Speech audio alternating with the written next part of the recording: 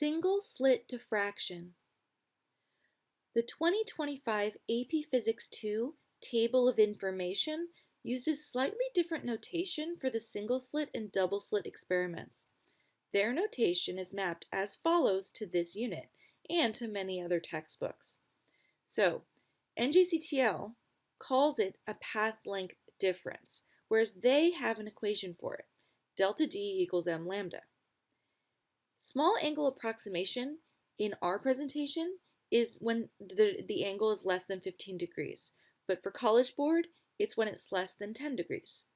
The width of the slit in a single slit diffraction has two different equations here. You can see that we used little d in the NJCTL presentation. They now use little a in the College Board equation sheet.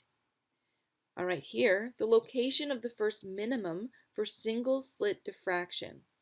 You can see that they have y min here, whereas our presentation has an x. And they use little a instead of little d. And finally, the location of the first maximum for double slit diffraction, they use y max instead of x.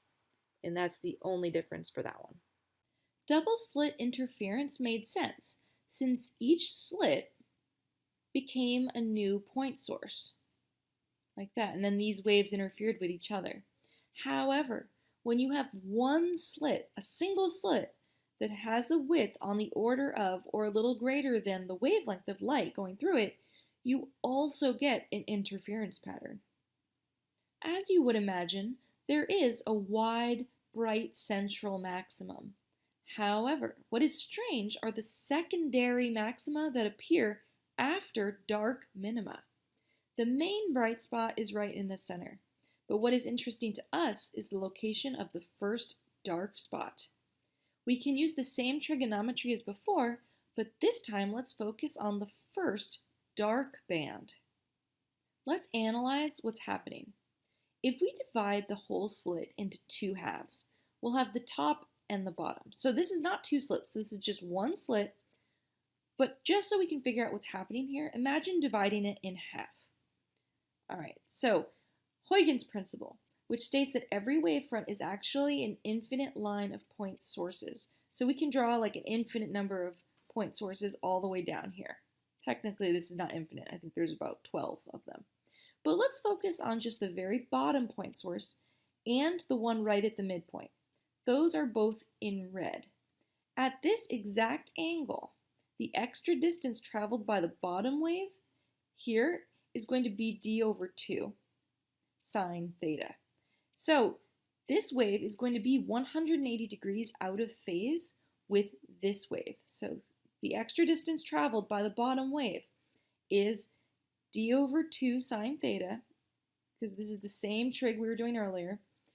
And so this is like having the extra half of a wavelength further than this one, which means they're now out of sync, which means this light ray right here and this one are going to cancel out by the time they get to the viewing screen.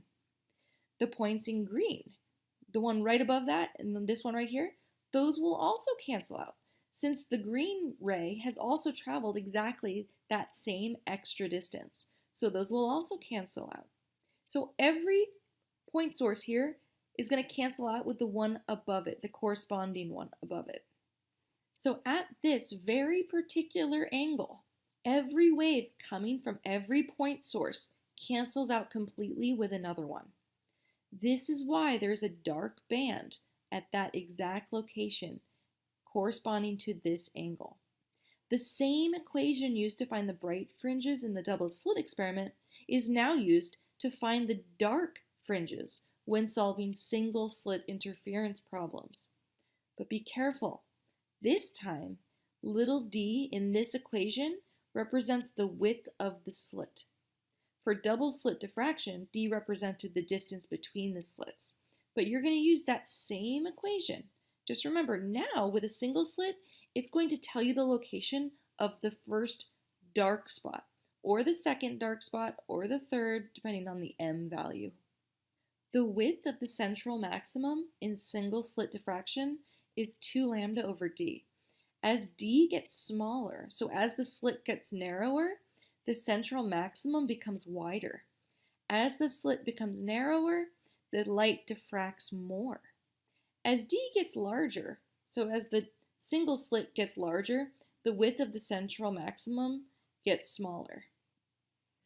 The width of the central maximum is important for optical instruments, including our eyes, as it limits how clearly we can see.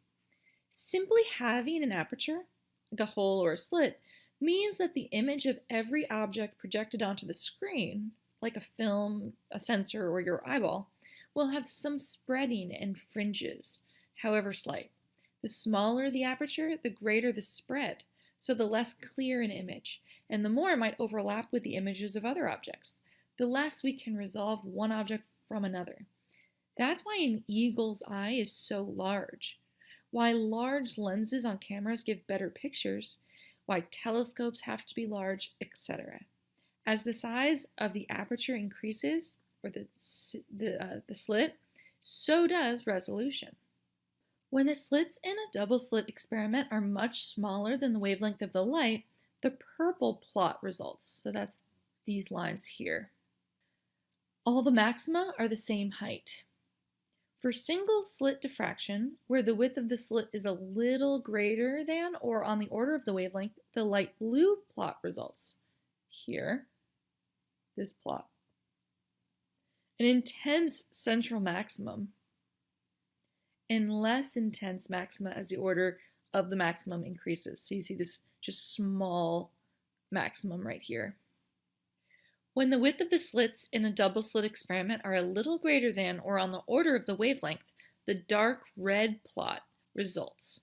You can see that here. A combination of the point source double slit interference and the single slit diffraction pattern. The single slit diffraction acts as an umbrella function, compressing the double slit pattern. In addition, some orders disappear as the minimum of the diffraction pattern overlays the intensity of the double slit pattern. In a single slit experiment, the width of the slit is 1.8 micrometers, and light of wavelength 480 nanometers passes through and strikes an observation screen 0.92 meters away.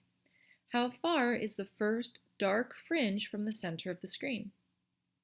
Since this equation is not on the AP Physics 2 equation sheet, let's quickly derive it again. So we have a single slit experiment. This distance here is L. This distance here to the first dark band, so we have like a dark band, central maximum, like that. This distance from the center is X. Here is theta. And due to small angle approximation, we can say that tan theta is approximately equal to theta, which is equal to opposite over adjacent, x over L.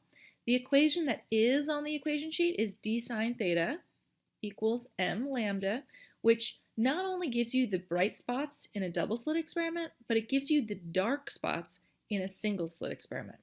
So we can replace sine theta, which is also approximately equal to tan theta, which is also equal to theta when you have a very small angle. So we can replace sine theta with x over L. So d x over L equals m lambda. Solve this for x and we get this equation here. At that point, we can substitute in the givens. Since it's the first dark fringe, we put in a 1 for m. We have the wavelength of the light, which we've converted into meters. We have the distance to the screen, 0.92 meters. We also convert the slit width into meters from micrometers, and we get 0.245 meters.